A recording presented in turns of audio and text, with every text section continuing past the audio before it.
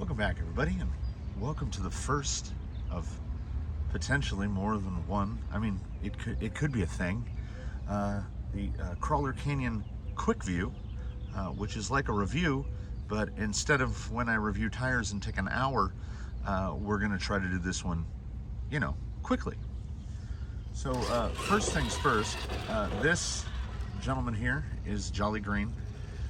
Jolly Green is a TRX4, formerly a Defender.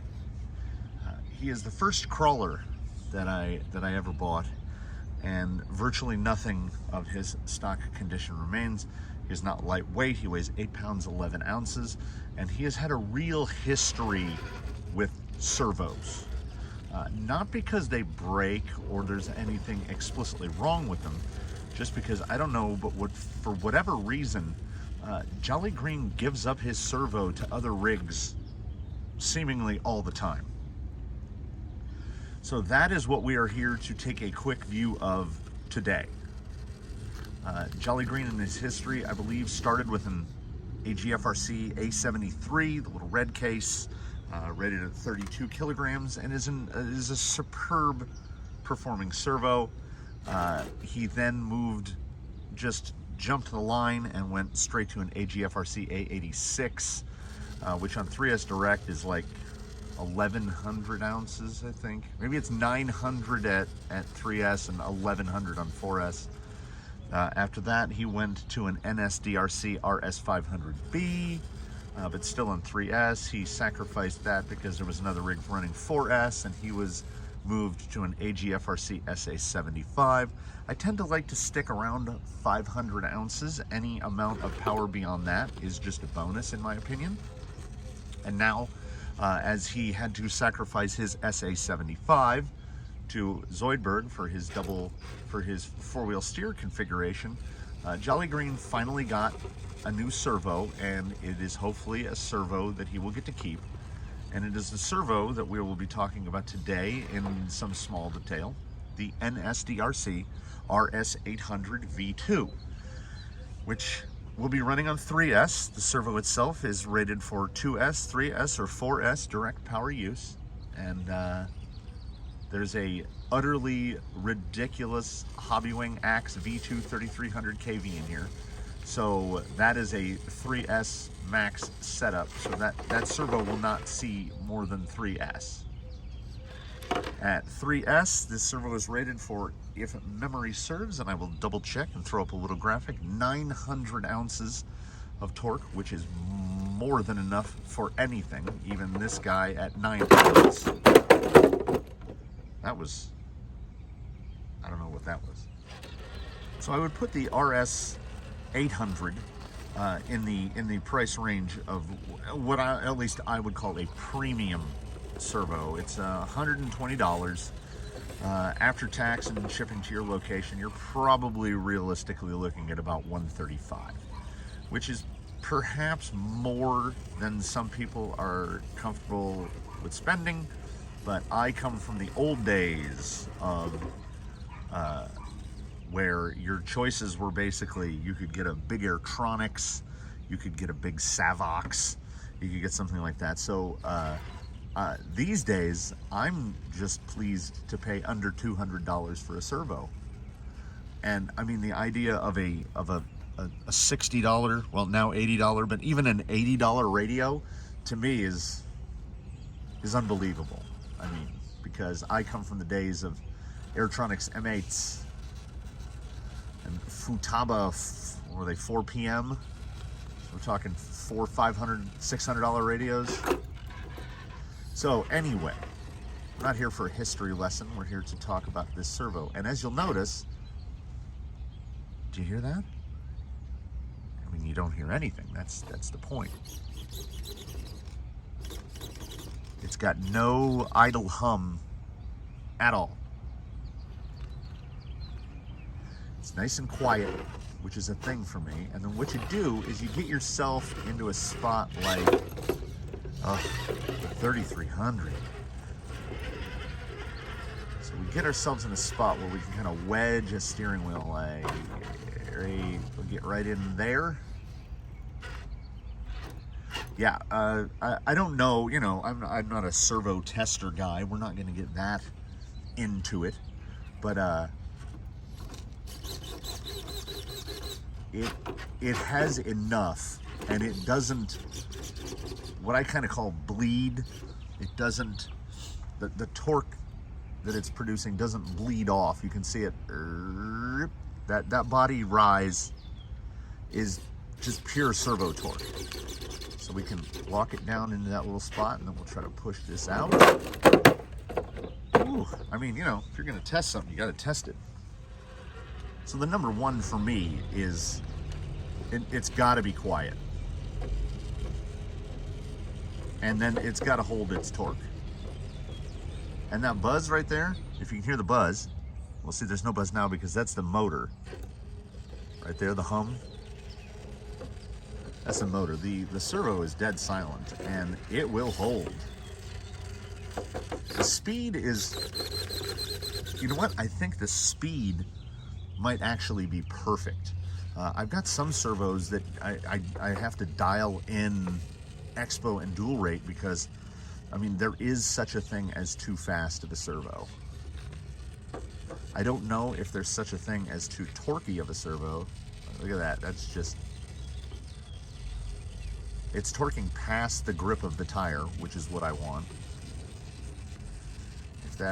If I can get some grip up, oh, give it a little less, a little more, a little less. Oh, it's gonna fall down again, I think. Oh, there we go. Yeah, it is a solid performer. What NSDRC calls their budget servo, the RS500, has rapidly become, I think, my favorite servo of all, unseating the AGFRC SA75, because it's every bit as quiet. The case is a little smaller, and it's cheaper. The AGFRC has climbed up to almost $90, and the RS500 is $60. But we're talking about the RS800, and whether or not I would recommend the RS800 over the 500. If you're dedicated to running 3S, then I would say yes, because we're talking, it's about double, well, it's double the money, but it's double the power. So if the ability to hold that wheel angle at whatever you set it to be is important to you, then yes. The simplest torque test I do with any servo is full lock, let it go. Does it go back to full center? Because if you have a servo that is either not producing the amount of torque it claims or just doesn't have enough torque to maneuver the rig that it's in, you'll go like that, and when you let it go, it'll like go to there. And then if you pick the rig up, boop, it pops back to center. With anything claiming 900 ounces,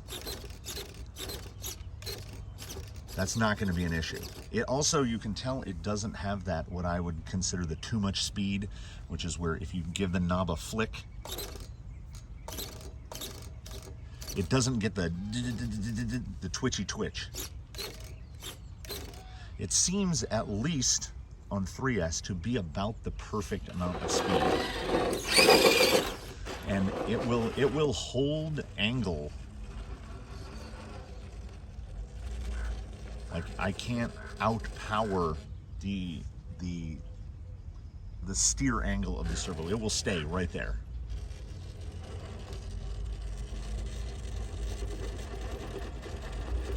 Yeah, full lock is full lock all the time.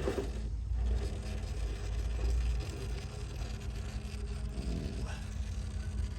Yeah, it's conditions like this where the axe is a little talkative.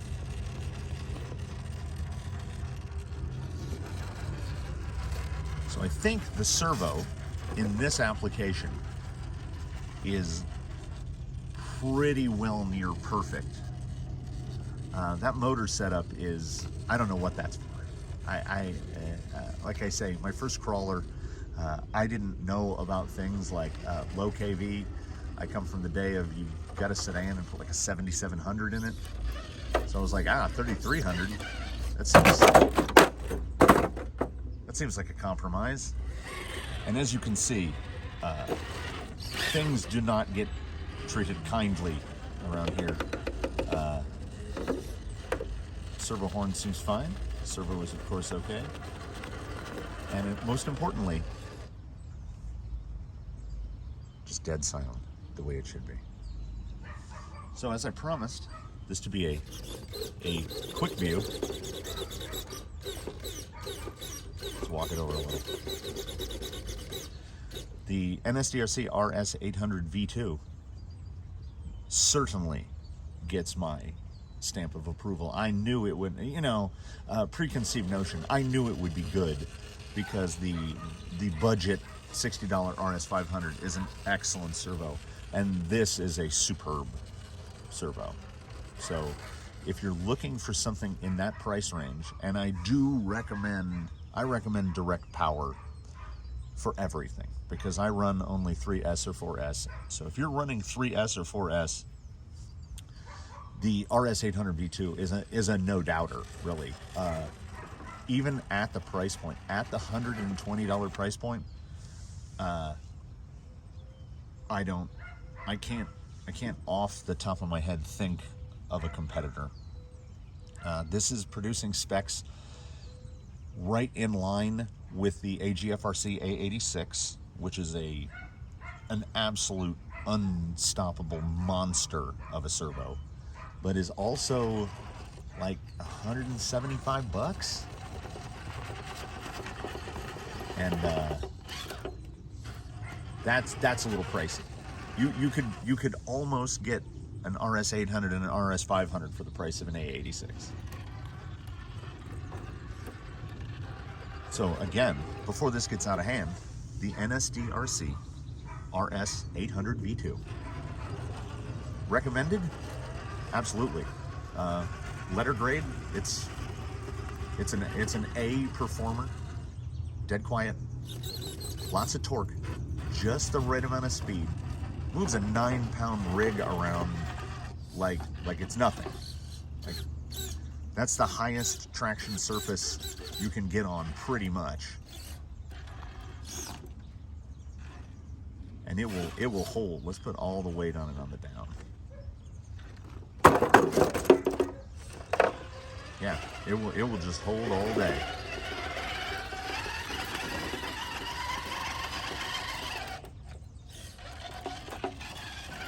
So there you have it, everybody. It's short by my standards. I mean, if you're in the market, you really can't go wrong. And that's all for this one. Thanks for watching. Hope it was moderately informative. If you were thinking about trying NSDRC, I absolutely recommend it. I have several RS500s, and this is my first RS800, and probably not my last RS800. So, thanks for watching. Go out and get one if you need one. Tune in for the next one, and have a good one, everybody.